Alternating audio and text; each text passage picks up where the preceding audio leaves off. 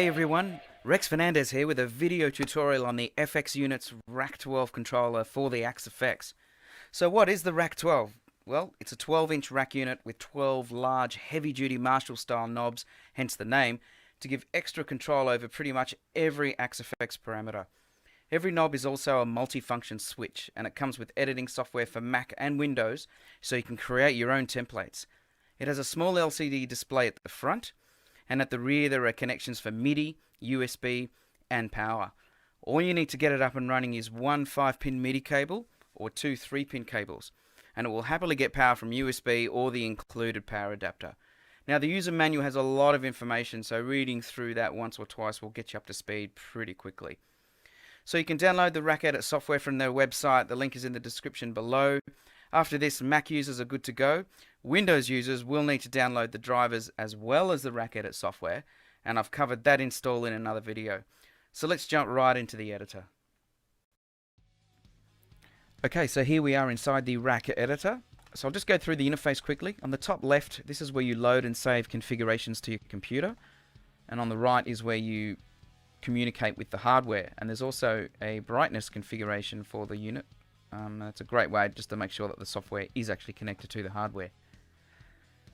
Here we have visual representation of the hardware, and underneath you have the corresponding names of the columns: drive, bass, mid, treble, etc.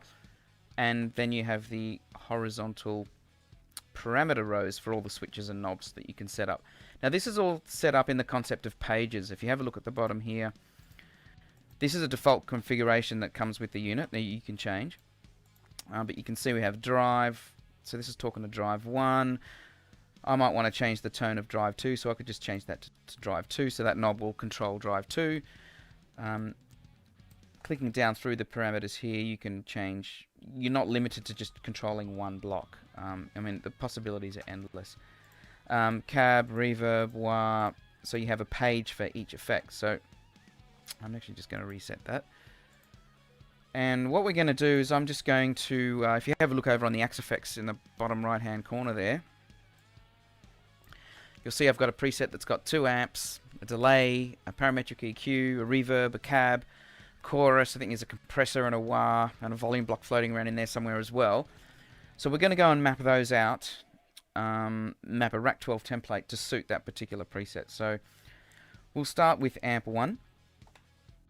And I'm pretty happy with all these controls, and they're set up as default as per the hardware with the drive, bass, mid, treble, depth, master volume and level, etc.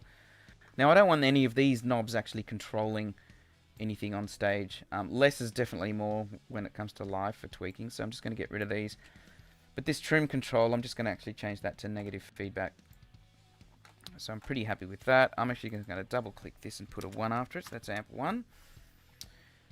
Now I'm not going to use this advanced amp settings, I wouldn't touch those live, so I'm going to just copy this page over to this one, and I'm going to rename that amp 2. And now, because I'm resetting this knob block, the parameters underneath reset as well, so I do actually have to start from scratch. There is a setting called next instance, which means that you can automatically configure a second block of the same instance, so in this case amp 2, but I've actually found that setting it up this way actually works a lot better. So you just have to get that set up initially if you're running 2 amps. Drive, bass, mid,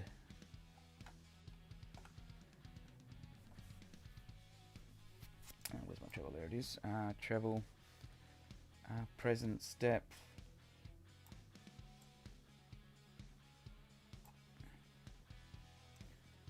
master volume, which is called m.vol, level, and that's the level of the actual block itself, so in this case the amp block. And the type, again, I'll change this, like in amp 1, I'll change that to negative feedback. So far so good. Probably a good time to talk about page mapping right now. Now what page mapping means is when you change presets on your Axe effects, the RAC 12 will load up as its first screen, it will load up what you set up in this table. So this is on my XFX. This is preset number 266. So I am just going to change all of these to AMP1. Just because generally I just want all my presets to always come up with AMP1 anyway. So I'll just change that whole bank over to AMP1. Click OK. Let's just send that to the unit and we'll see how that works. So when it comes to communicating with the unit, you always need to save first, because I find that you can get errors otherwise. So we'll save that as Rex and we'll hit send. Now when you're sending to the unit, if you have a look on the screen, what it'll do is it will send it to the unit and then it will reboot and load up with the new settings. So let's do it now. Let's check it out. Here we go. Sending, rebooting, and it's come back, and the page that you can see there is AMP1, and there are predefined page controls. So if I go up to the next page over here on the XFX, oh, that's scene 2. Sorry, scene 1. So now that's going through all the different pages: AMP1, AMP2, drive, cab. And if I just go back to the AMP1 and go through the knobs, we have drive, bass, mid, treble, presence, depth, master volume, level, and the one that I set up, which is negative feedback. So far so good. So now back over to the software. We'll just keep customizing. So drive, again, I think less is more at gigs. I actually wouldn't be changing any of these parameters live, so I don't even want to have them at my fingertips. Okay, especially the type of distortion live. Level, yes. Drive, yes, that's fine. A cab block, again, I just wouldn't want to have any of these set up. Definitely don't be changing cabs at a gig. Reverb, you know, you can move these around. I could actually make this the size, like the time and the size, and maybe I could make the level here. The level knob I could just make. Oh, here we have mix and level, and I wouldn't be changing the type at a gig. So if I wanted to, I could just go and actually just remove these completely. The wah, I wouldn't touch those settings at a gig, so I might just move that all the way to the end. I don't use an enhancer. Compressor, chorus, delay. Once again, you just want to make sure that there's a mix control and a level. Again, I wouldn't want these settings to be changed at a gig. So it's just about customizing to my particular preset. So 6, 7, 8, 9, 10 pages. So what you can do is over here on the right you have a page count. So if I change that to 10, what that means is when I'm scrolling through on the hardware, once it gets to the 10th page, the next press it'll go back to page 1. So I don't need to scroll through all these pages that are irrelevant to my preset. I'm only scrolling through the preset, through the pages that are relevant and the blocks that I'm using. So we'll hit save and send that to the unit and check it out. So save and sending. So the unit is restarting. So I'll go through my pages now.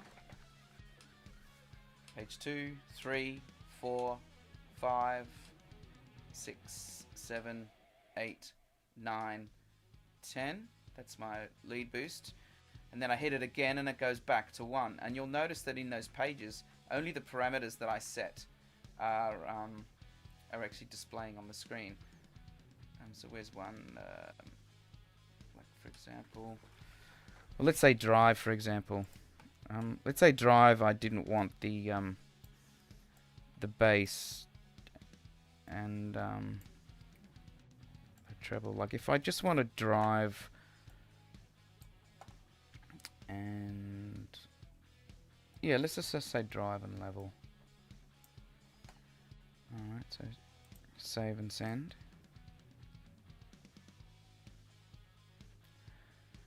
So you see there on the drive screen that's come up, there's only 2 parameters on the screen. So it just makes it really easy to just to make sure you're not going to go and do anything crazy. Yep. So that's essentially the basics of setting up your pages and sending them to the unit. And the page mapping is pretty important as well.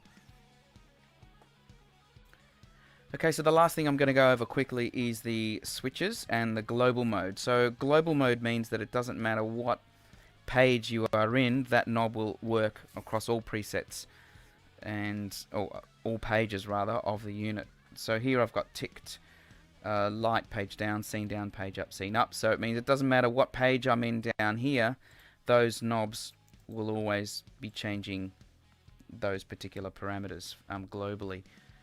And to assign the switches, well, you have a single click here. So for amp 1, for example, a single click of the first of the drive knob will turn the saturation on and off. This is the fat switch, the bright switch, all configured. And over on the right, we've got our page up and page down, which I went through before. But I'll just show you quickly some double click modes.